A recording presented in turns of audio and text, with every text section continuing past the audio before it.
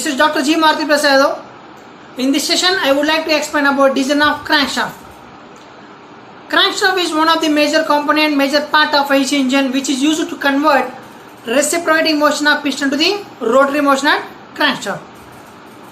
And it consists of the shaft parts which revolve in main bearing, and also it consists of the crank pin which connects to the big end of connecting rod, and it consists of crank web or crank arms, we can call it as a, which is used to connect the crank pin to the shaft part. Okay, and mainly based upon the position of the crankshaft are divided into two types. One is center crankshaft, the other is side crankshaft. The other is side crankshaft, or also called as a overhung crankshaft.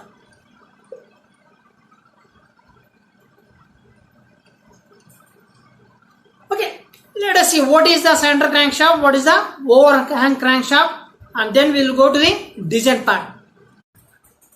The center crankshaft looks like this. So here you can see this is the shaft part. This is the shaft part where you can see here the enlarged shaft size, where this is the position of flywheel, this one, and here this is called as a crank web. This one and this one, these two are crank webs, and here this is the crank pin. So to this crank pin, the big end of connecting rod is connected, so that when piston reciprocates, the connecting rod tilts, and it also reciprocates in a tilting angle, so that this crank web rotates. This is the center crankshaft, and whereas the side crankshaft, we don't have this web. So when we remove this web and this part of shaft, if you remove this part, then this is called as a side crankshaft or overhung crankshaft. Means this pin here, it is actually, if you take this crank pin, this center part is crank pin. This crank pin is supported at two sides with two crank webs. So it is like a simple supported beam. But whereas in case of side crankshaft, we don't have this web and this part. If you remove this part, then this crank pin is like a cantilever beam, so that it is called as a overhung crankshaft. Okay, this is what the difference between these two. Yes, design of center crankshaft. Again, here when we design it, either it is a overhang crankshaft or center crankshaft, we have to design it based on two conditions. That is, one is maximum bending moment condition, the other is maximum twisting moment condition. Means, depend upon position of the crank, it will lead to maximum bending moment at one position, and it results in maximum twisting moment in the other position. So considering both the positions, we have to design it. So let us start with the first position, that is a maximum bending moment position. So maximum bending moment position is nothing but the position of the crank when the piston is at top dead center. Means when the piston is at top dead center, there is a maximum bending moment position. You see here, this is what I have drawn, taking the same position. So during which what happens, the piston is exposed into the maximum gas pressure when it is at top dead center. So that's why it results in like this. Means this F suffix P, it is the force acting on the piston. The same is transmitted to the crank pin through connecting rod. So this is exactly vertical. This is that force of piston, maximum gas force. It acts along the line of action of piston. So that's why it acts exactly vertically downwards. That's why it develops completely on the crank pin, results in bending of crank pin, at the same time bending of this shaft part also. So there is no chance of any twisting here. So that's why it is a maximum bending moment position with zero twisting moment. So let us start the design of this one at this position. What are the things to design? What are the dimensions need to be determined as a part of design? The one is crank pin. So we have to find out the diameter and length of crank pin. Next, second is crank web dimensions. Means this is crank web, so its width, this W, and its thickness T, its height, that is also we have to find out. So you can see here R. R is the distance from axis of crank pin to the axis of this shaft. this is the R. So all these dimensions we have to find out. So one is crank pin diameter and length, the other is crank web dimension, that is width and thickness W and T, and also its height we have to find out. Next, third one is crankshaft diameter at the position of flywheel, means here. This diameter we have to find out. And then crankshaft diameter at the junction of web and shaft. So this diameter we have to find out. So these four we have to find out. Let's start the design.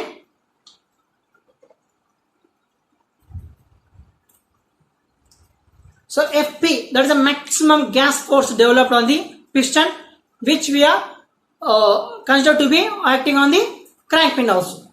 So that is equals to the force developed because of pressure build up in the chamber due to combustion process. That's why this is equals to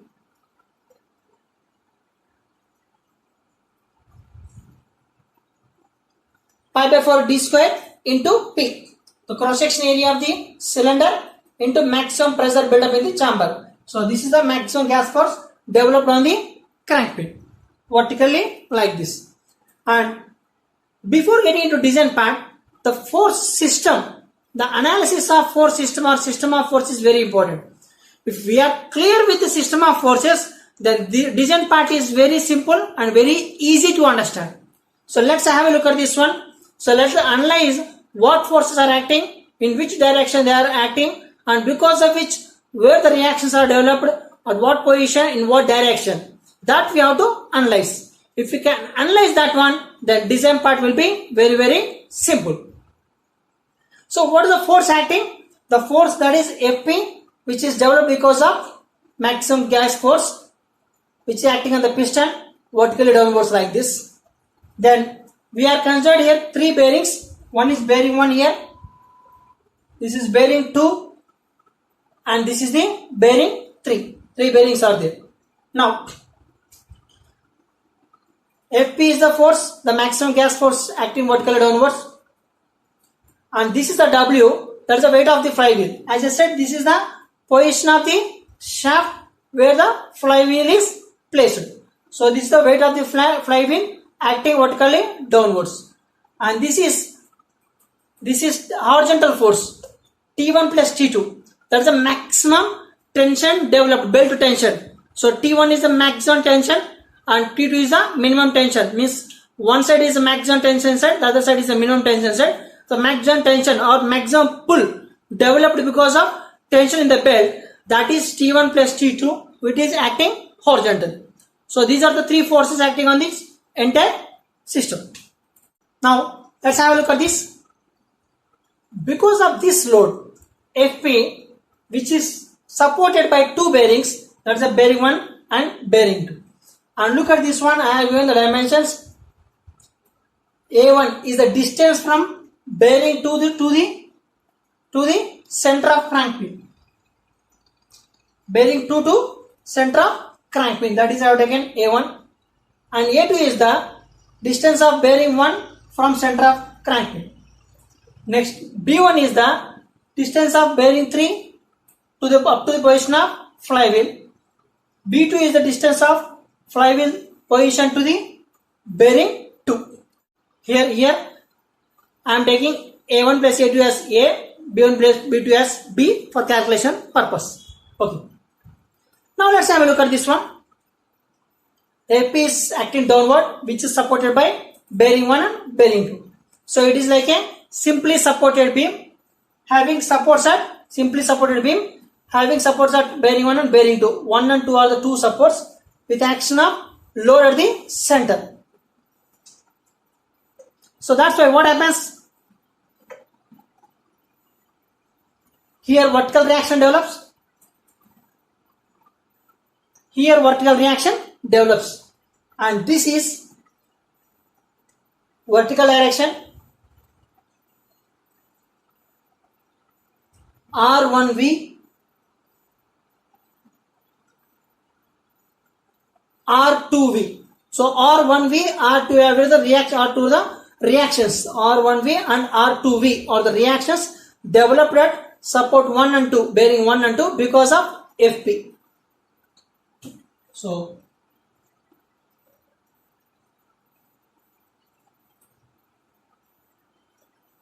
So due to Fp,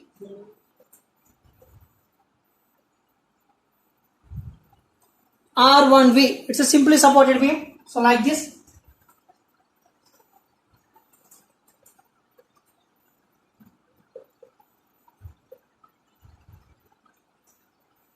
R1V, R2V.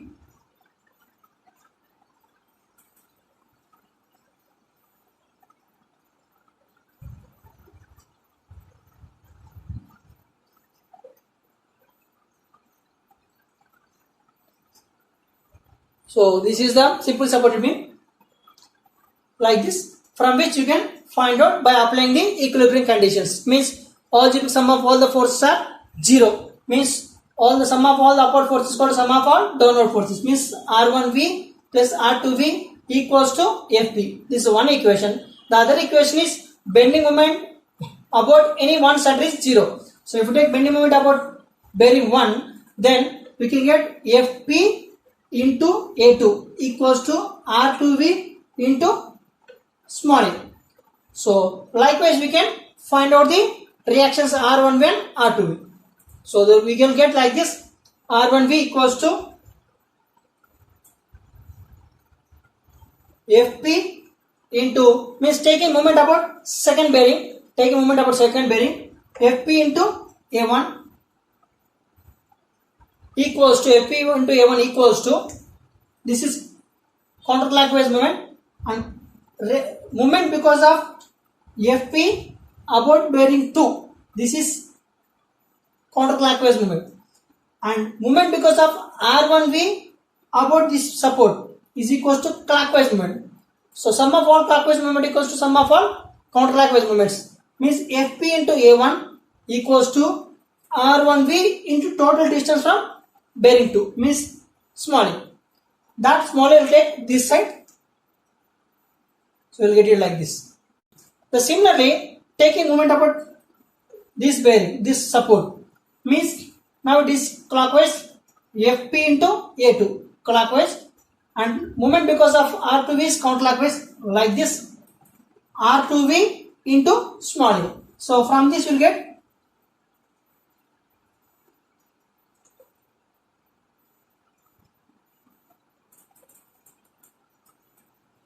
So these are the reactions developed at bearing 1 and bearing 2 because of Fp. Okay, now let us consider this weight. Weight acting at this position of flywheel, which is vertically downward, and this is supported by bearing 2 and bearing 3. This load W, vertically downward load W, is supported by bearing 2 and bearing 3. Again from bearing 2 to bearing 3. This we can consider as simple supported beam having load W at the center, downward at the center. So because of which again two reactions develops. This is downward, that's why here it is upward reaction R2-V.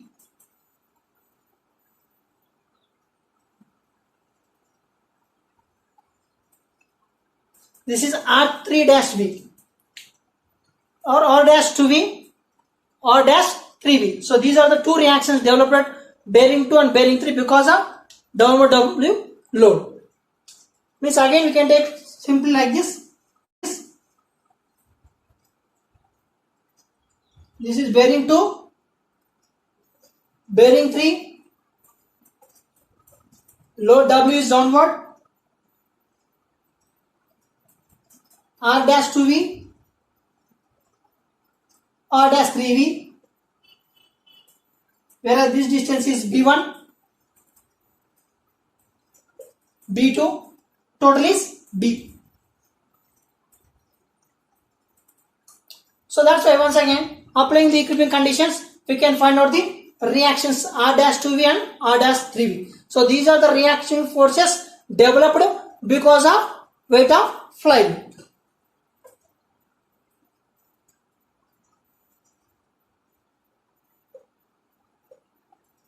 So due to W, two reactions developed, that is, one is R-2V, the other is R dash 3V. W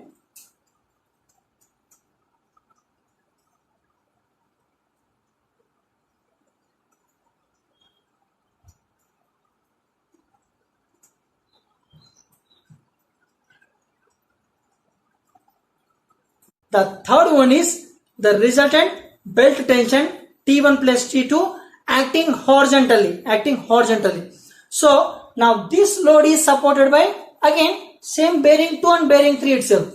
This load is also supported by bearing 2 and bearing 3. Means again from bearing 2 to bearing 3 we consider, if take this is bearing 2, this is bearing 3.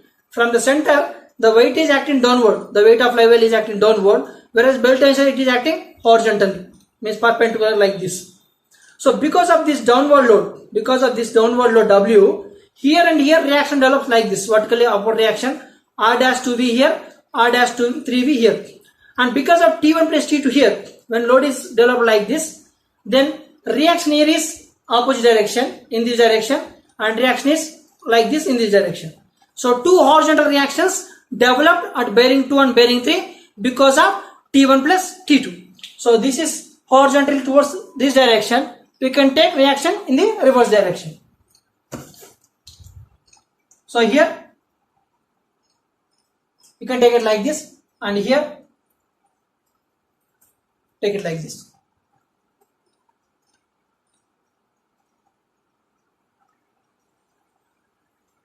Okay, so now this we can take it as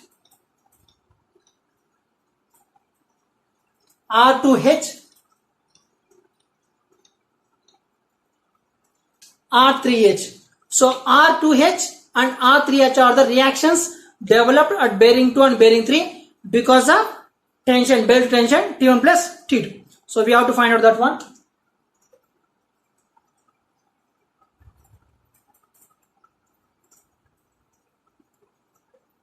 So because of tension T1 plus T2,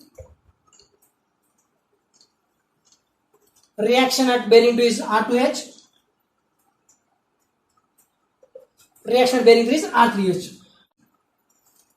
So this is bearing 2, bearing 3.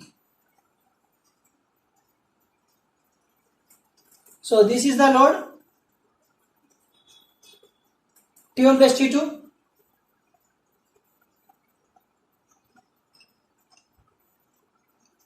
Reaction R2H and R3H, and distance from here to here is B1, B2, total is B. So again applying the equilibrium condition, so algebraic sum of all the forces is 0, that is downward force T1 plus T2 equals to upward reaction R2H plus R3H.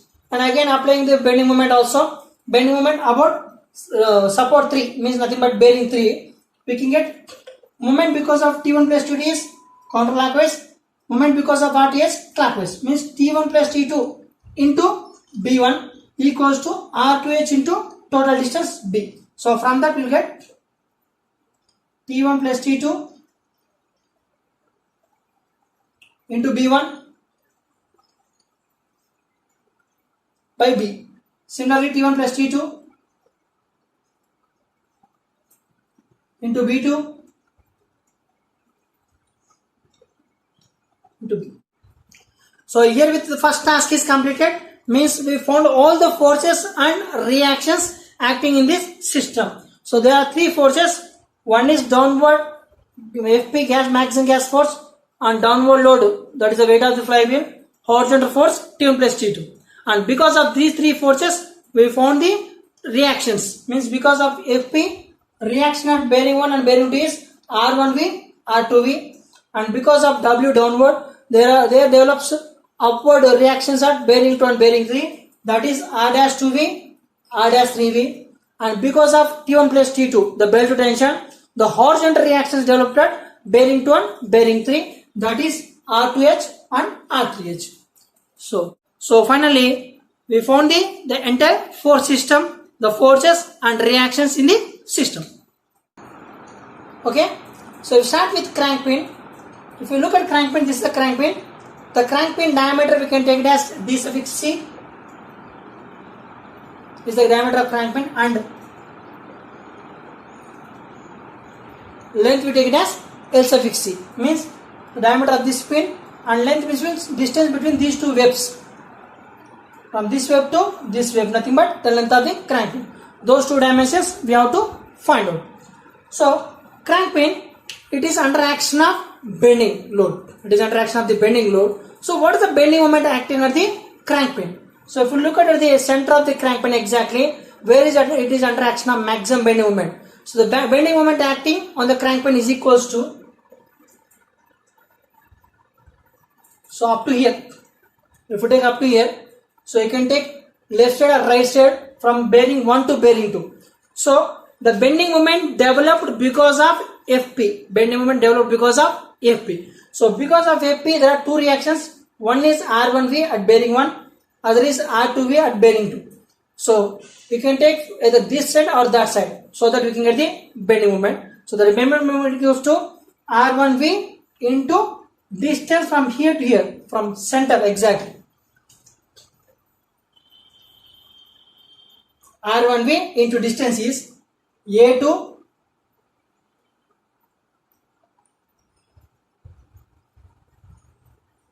so this is the bending moment, and based on the allowable bending stress in the crank pin,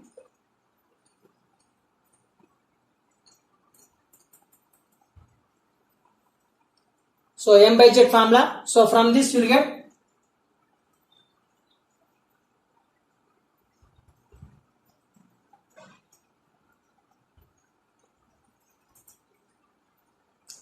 so bending moment on the crank pin is equals to pi by 32 into diameter of crank pin cube into allowable bending stress of crank pin. So taking the allowable bending stress of crank pin based on the material with which it has been made, and after finding the moment from this one, we can get the DC value. We can find the diameter of crank pin, and thereafter the length of the crank pin we can find by taking a relation generally 1.5 times of diameter of crank pin, and we have to check whether this length is sufficient to withstand that load or not. Means that for that one we have to take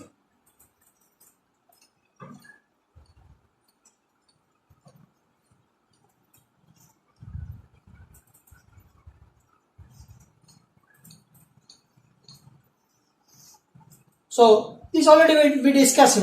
You can refer the previous video of mine regarding design of connecting rod, where I have explained this one at the big end of connecting rod. The crank pin is inserted to the big end of connecting rod, which results in development of gas pressure, gas load, and results in crushing, and thereby the bearing pressure develops here. So that bearing pressure is equals to force by area. From that we will get this formula. So using this formula, we have to find out the bearing pressure developed in the crank pin. If it is less than the allowable bearing pressure, then this length whatever we consider is safe. If not, we have to increase that length, so that finally bearing pressure developed in the crank pin should be less than the allowable value. So this is for only checking purpose. Now let's move on to the second point, that is the crank web. So here two webs are there actually. One is left hand web, the other is right side we have right hand web.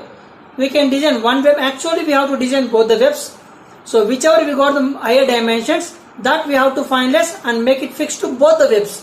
Why? Because keeping in the balancing point of view, both the webs should have same dimension. But here generally if you look at the system of forces, we can identify that right side web is under action of higher loads. So let us take a right hand web.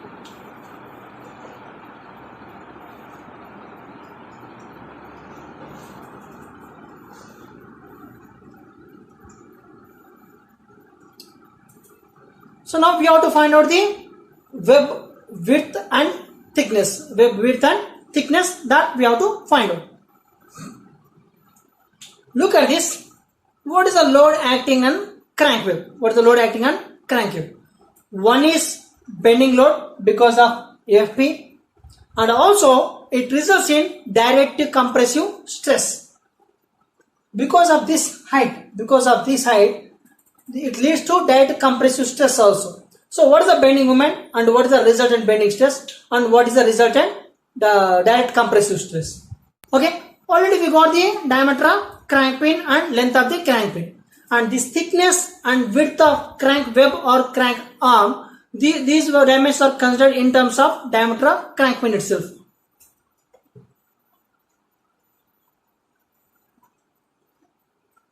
So this is thickness of crank web is generally taken as 0.7 times of diameter of crank pin,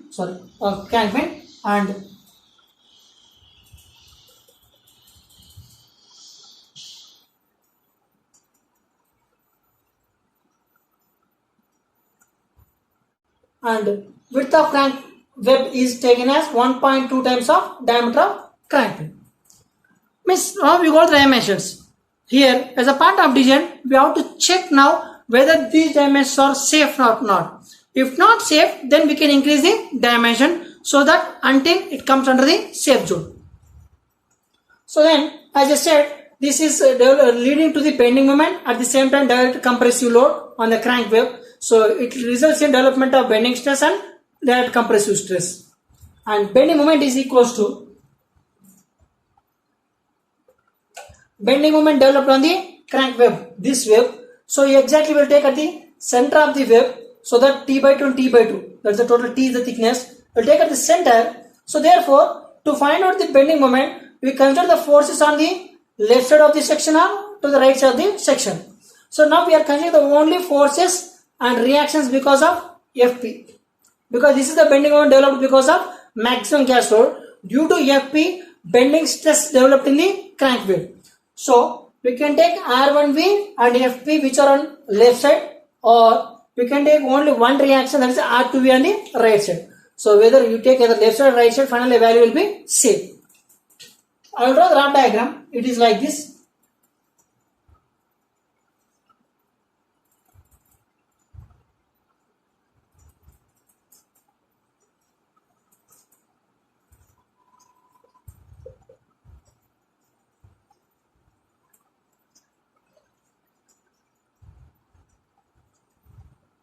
So this is Fp and these two are the reactions at bearing 1 and bearing 2. Now we are taking here at web. So exactly somewhere here. And this is from here to here is A2.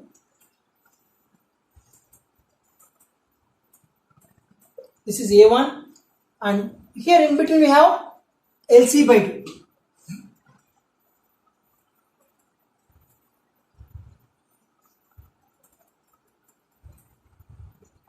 So this is the web. This is the web actually. This is half of length of, because left side LC by 2 and this side also LC by 2. That's a half of the length of crank pin. Now we are taking at the exactly the center, means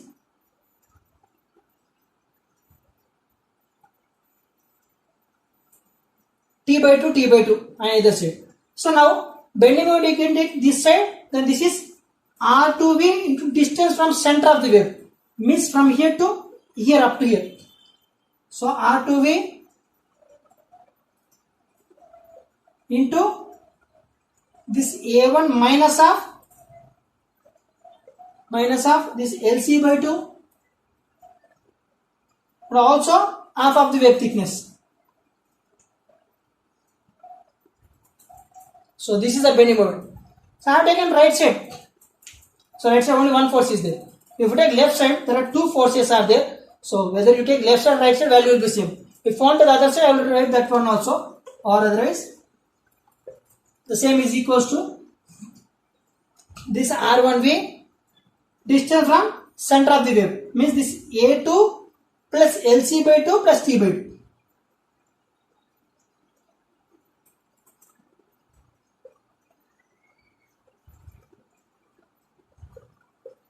So this is clockwise, you see, this is clockwise and this is counterclockwise because of Fp. Fp into distance from center of the web minus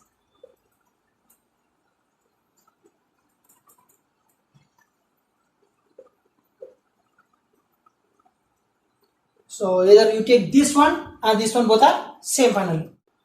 So this is the bending moment developed. So because of which bending stress develops.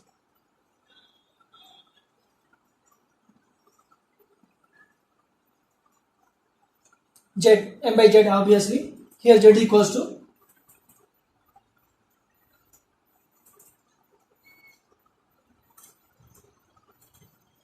so we all know that the cross section is W into T. It results in bending like this. It results in bending like this. So obviously W into D moment of inertia. Z is equal to I by Y, moment of inertia by Y. That's the distance of farmost fiber from the neutral axis. So from taking that one, W T cube by 12 by T by 2. So from that you will get this one. So we got the bending stress. Now direct compressive stress. Direct compressive stress. So this web results in compression. This web results in compression because of this force and these reactions. Actually, this force is taken by two waves. This force is taken by two waves. In general cases, most of cases, these two bearing 1, bearing 2 are generally at the same distance from the center of crankpin. Then these two crank webs are compressed to the same extent. That is generally taken as FP is equally distributed because it is taken by two webs. So that's why the compressive load on the one web is FP by 2. The compressive load on another web is also FB by 2. It depends upon, as I said, the distance of the bearing from the center of the crankpin. Means if A1, A2 both are equal, then that load is taken equally by two webs. Generally it is made equal itself. But if it is different, then compressive load on one web is different from the compressive load on the other web. So taking like this right side one is under compressive load, which is equals to R2V. Means here also, what is the compressive load? Means you can take forces on one side or forces on other side. If you say this side R2V, if you take this side, FP is downward, R1V is upward. So result is FP minus R1V. So as I said, already we found these values based on equilibrium conditions. The downward force is equal to sum of all upward reactions. Means FP is equal to R1V plus R2V. So either R2V or nothing but FP minus R1V. So if you take like this,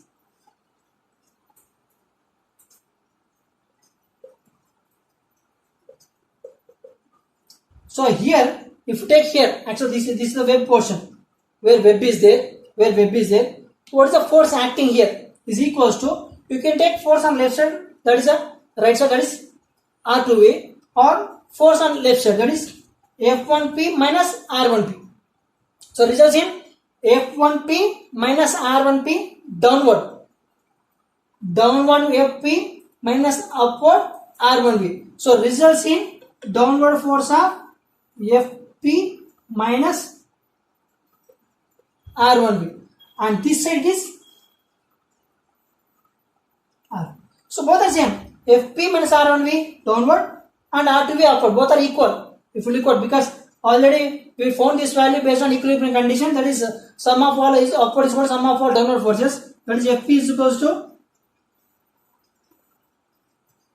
R2V. So therefore R2V is equal to FP minus R1V. So FP minus R1V downward, R2V upward. So this results in compressive load on the web. So because of which direct compressive stress develops, that is equals to R2V, that is the load by cross section area. This cross section area of the web is a rectangle cross section having width of W and thickness of T. So this is the compressive stress. So therefore finally the web is under development of bending stress equal to this value and direct compressive stress because of this value.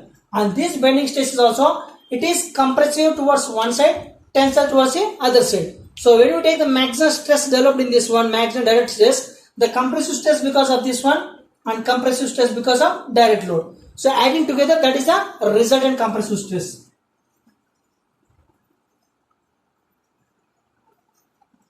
So this is the resultant compressive stress finally developed in this right hand web, and this should be this should be less than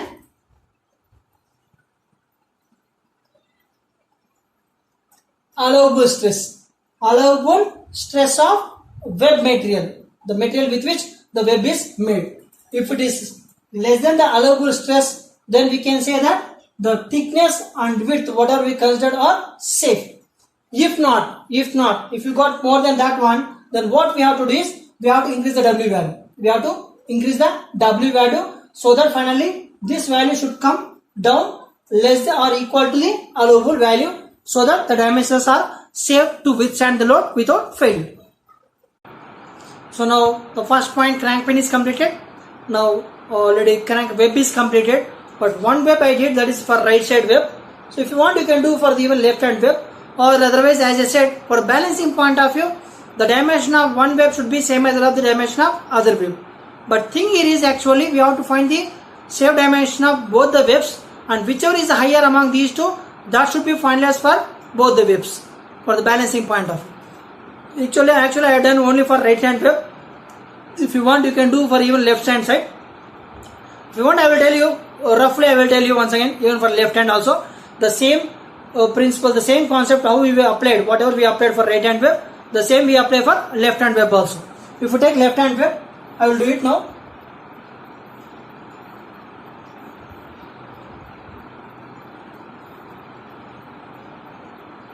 So left hand web, actually no need to do exactly as I said. You can take the same dimensions whatever we got for right hand web, the same we can consider for left hand web also. T is equals to 0.7 times of diameter of crank pin, and W, width of the crank web, is equals to 1.2 times of diameter of crank pin. So the same we considered, and we have to check whether these are safe or not. Again, this left hand web also results in bending stress and direct compressive stress, and adding together that should be less than allowable value. So let us find the bending stress. So bending moment equals to, again now this time we have to take here exactly the middle of web, T by 2, T by 2, middle of this web. So if you take this cross section, to find out the bending moment, we have to consider the forces towards left side of this cross section or towards right side of this cross section. If you take, because this is the bending moment developed because of FP, so we have to consider only FP, R1V, R2V. Okay, only we have to consider these three. If you take left side cross section, we have only one force. If you take right side to this cross section, we have FP and R2V. So taking any one, we can find out this one. R1V into distance from here to here, exactly center, means from here to center it is A2 minus half of the crank pin length and half of the thickness of web.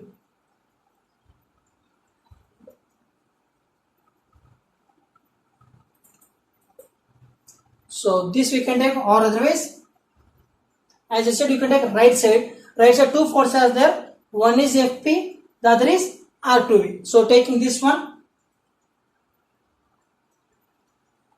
FP into distance from here, this middle, from here to here is LC by 2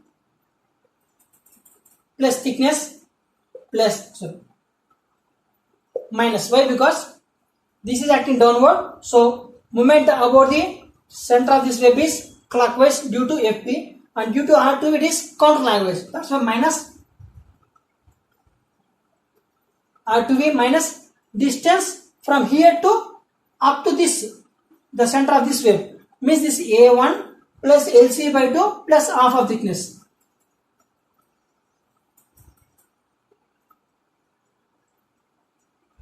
So you can take this one or this one, you will get the same value, and from this you will get the bending stress. Z is called obvious as usual,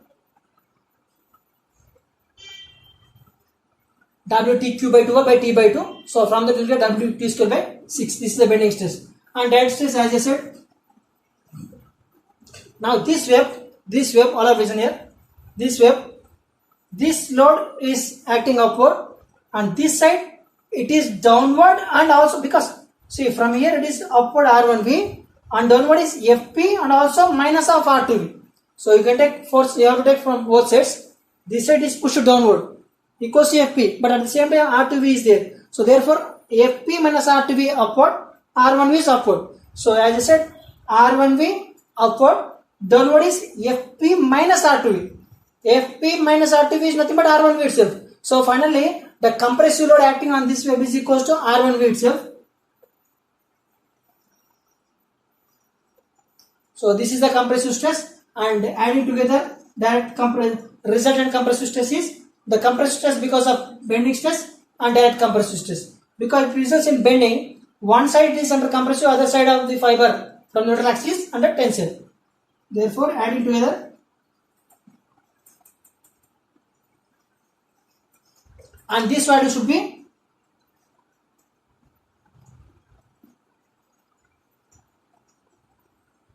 allowable stress. If not, we can increase the W value so that finally this value should be less than the allowable value. So just before this we did for right hand wave. Now this is how we can do for left hand wave. So after finding the dimensions, whichever is safe, whichever is higher among these two, that should be finalized to both the waves, keeping in view the balancing point. Then third one is the shaft under flywheel. Means we have to find out the cross section diameter of the shaft which is under flywheel here. There's an enlarged shape. If we look at this one, the shaft under flywheel which is supported by bearing 2 and bearing 3. So what are the forces acting in this system? Here it is.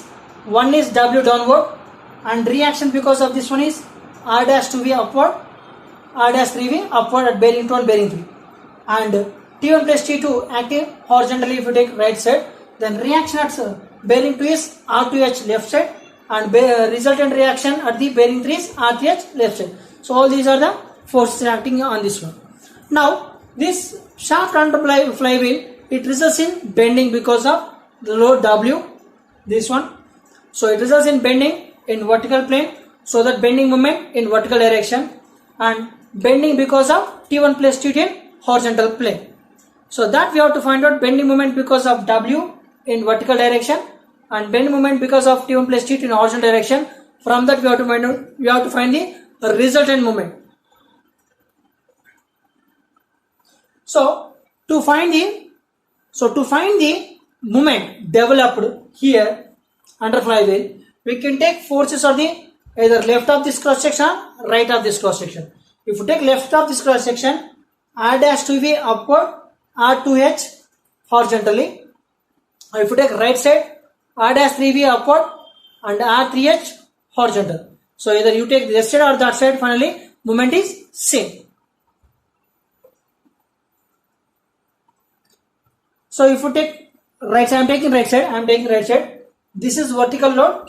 This is vertical load, because of which vertical movement develops. So that is equals to R3 dash V into distance from center here. So this is B1. This is B1. That is vertical movement.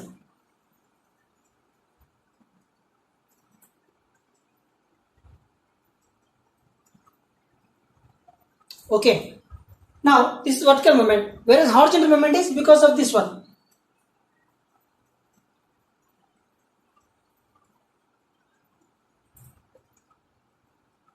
And thereafter we can find out the resultant moment.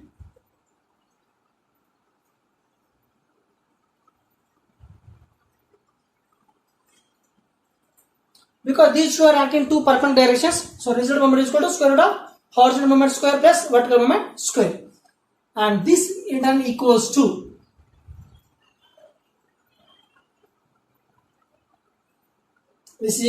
obviously we know that bending stress is equal to M by Z. So from that M is equal to pi by 32 sigma B d cube, diameter cube. So based on that,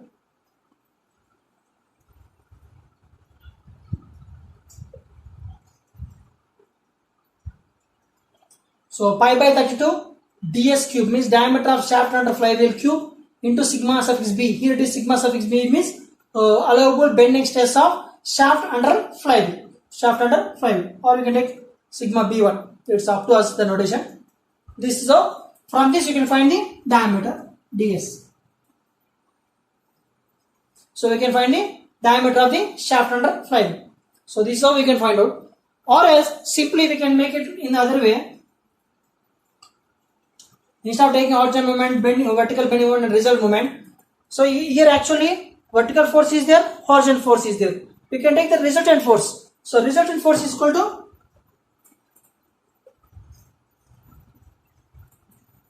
this one, R dash 3V square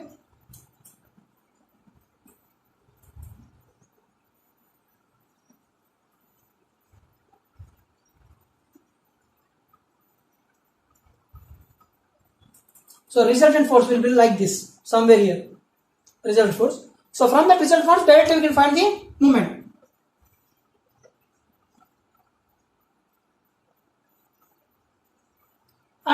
And this resulting moment and this resulting bending moment we can equate to pi by 32 ds cube into sigma b1. From this you can find the diameter of shaft under flywheel. So crank pin is completed. Crank web, both right hand web, left hand web is completed. Next shaft under flywheel is completed. Finally we have to find out the cross section of shaft at the junction of web. Means the shaft is connected to web here. So at this junction it is very important here. So the cross section of this shaft at this junction we have to find out, either for left hand web or right hand web. Generally we do for one web, actually junction at one web. That will make same equal to the other side also. So I am taking for right hand web first, if you want.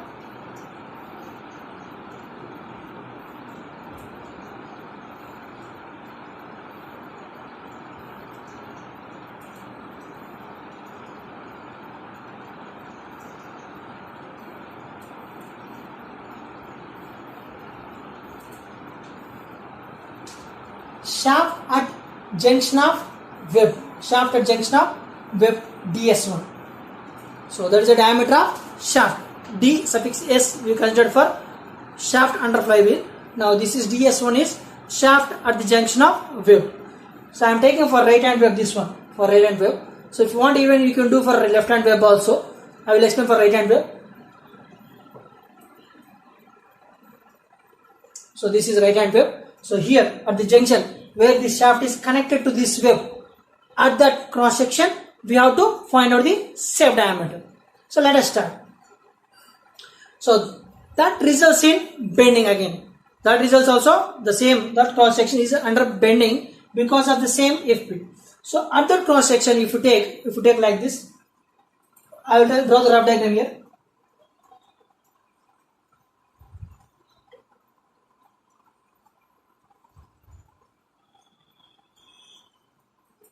So this is bearing 2, bearing 1, R1V, R2V, FP. Here we want now. Here we want to find out the cross section of shaft, diameter of shaft. So now we have to find out the bending moment. For this purpose, we can take the forces on the left of this cross section or right of this cross section. If you take right side, we have only one force, that is R2V. If you take left side, we have two forces, that is R1V and FP. You can take either side, any of these side, final answer will be the same. So I am taking right side because there is only one force. So bending moment equals to this R2V into distance from the cross section. So that distance is from here to up to center. This is A1. So A1 minus of this value. This is half of length of crank pin, and this is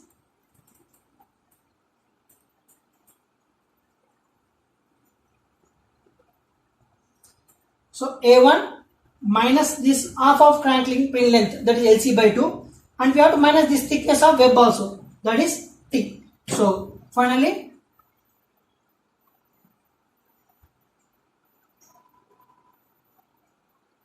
so this is how we can find the bend moment. Or otherwise, if you take other side, we have this force and this force. So moment because of this one, that is clockwise about this cross section, about this cross section is clockwise movement, and because of FP, counterclockwise movement. So therefore R1V into distance of bearing 1 up to this cross section, means this is A2 plus half of crank pin length plus thickness of web. A2 half of crank pin length, thickness of web. This is clockwise, and counterclockwise movement because of FP minus FP into distance of here to here, that is half of crank pin length LC by 2 plus thickness of web. See here, from here to here, that is half of crank pin length plus thickness of web. So either of these two we can find out the bend moment. From this we will get the bending stress.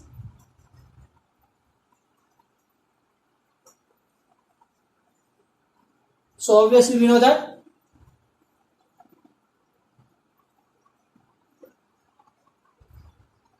pi by 32 ds1 cube sigma b is an allowable bending stress. This one. So this is a general relation, we all know that. So m is called a bending moment, which we can get from here, pi by 32 into ds1 cube, diameter of shaft cube, into sigma b. This is the allowable bending stress of that shaft material. So from this you can find the diameter of shaft at the junction of web.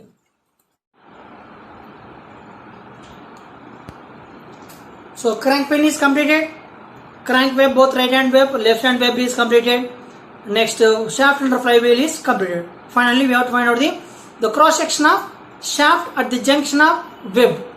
Means the shaft is connected to web here. So at this junction it is very important here. So the cross section of this shaft at this junction we have to find out, either for left hand web or right hand web. Generally we do for one web, actually junction at one web. That will make same equal to the other side also. So I am taking for right hand web first, if you want.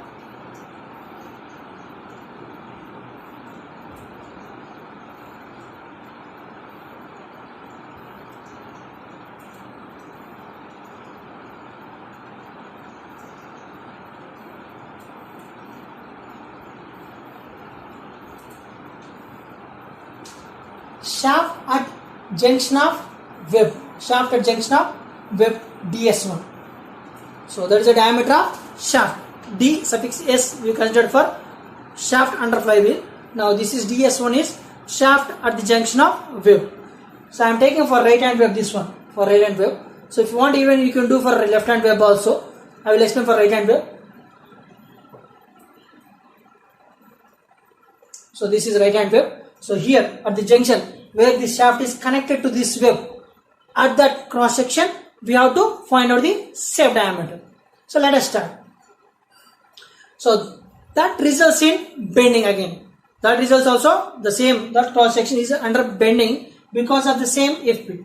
So at that cross section, if you take like this, I will draw the rough diagram here.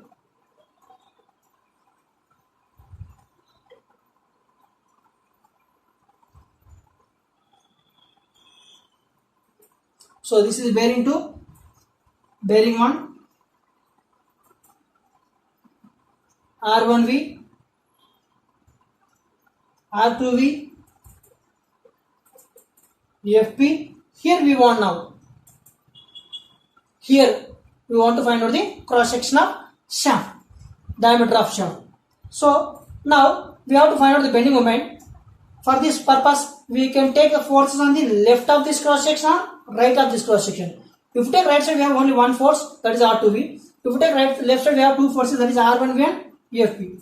You can take either side, any of these side, final answer will be the same. So I am taking right side because there is only one force. So bending moment equals to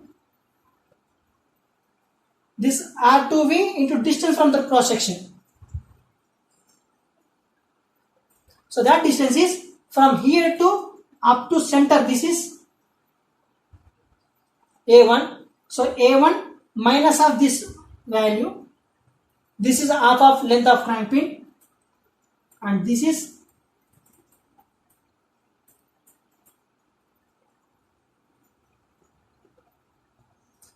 so A1 minus this half of crank pin length, that is LC by 2, and we have to minus this thickness of web also, that is thick. So finally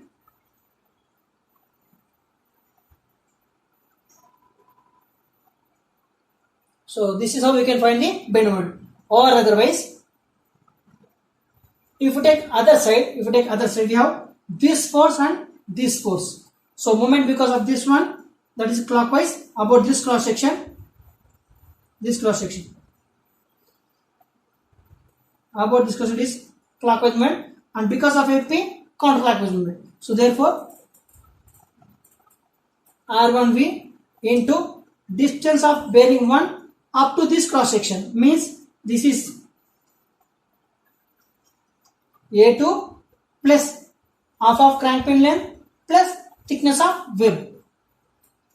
A2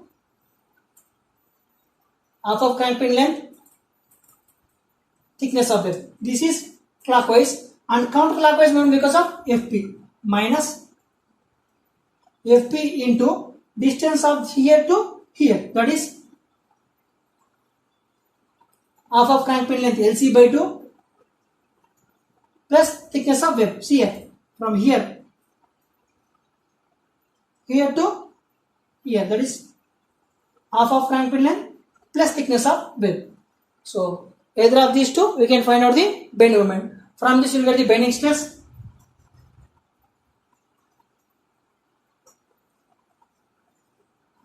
So obviously we know that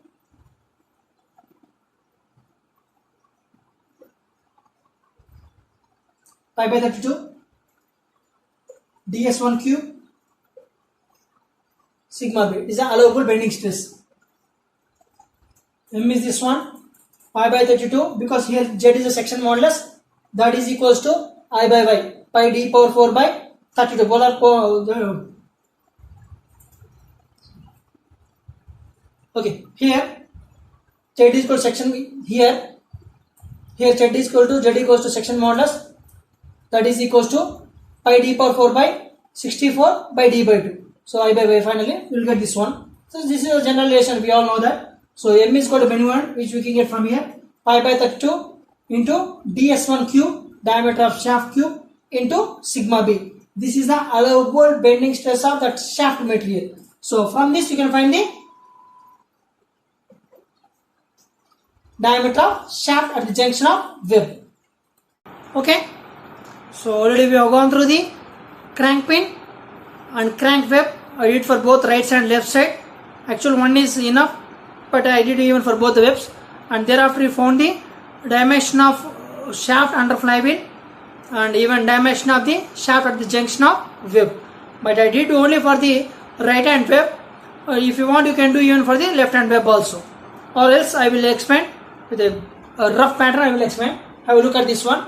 This is a part of this shaft I have drawn only from bearing 1 to bearing 2. So let us find out the shaft diameter at the junction of left hand web. Now if you take this one, this cross section of here, this is the cross section we have to consider. So if you take this cross section, to find out the bending moment, we can take the forces on the left of this cross section or on the right side of this cross section. If you take left side of this cross section, only one force is acting, that is R1V. If you take right side of this cross section, two forces are acting, one is the FP, other is the reaction force R2V. So I am taking towards the left side. So therefore the moment equals to this force R1V and distance of this force from this cross section. This means this distance. This distance is A2 minus this value minus of this thickness, minus of this thickness, that is LC by 2 here to here, and here to here is thickness of web. So with this we can find the moment, or otherwise you can take right side. Either you take left side or right side, value will be same. Actually one is sufficient, but I am explaining for both sides.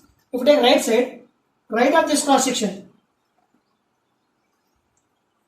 two forces are there, one is FP, other is R2V.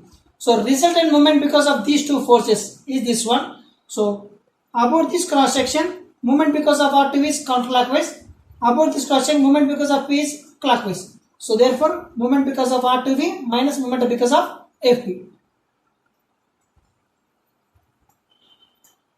R2V into distance of this force from this cross section, here to here. This is A1 up to here A1 plus half of length of crank pin plus thickness of web.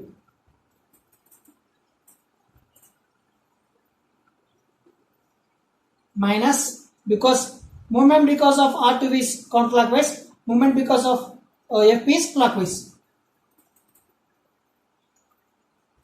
This is this force into distance from here, means this is LC by 2 plus T. So from which you will get the bending moment, and thereafter as usual bending moment equals to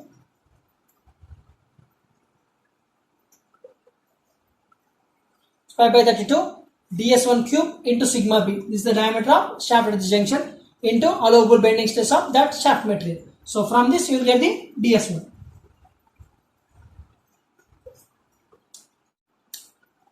Okay, this is all about the design of center crankshaft, taking the position of the crank at dead center, means nothing but it is under maximum bending load condition, bending moment condition with zero twisting load.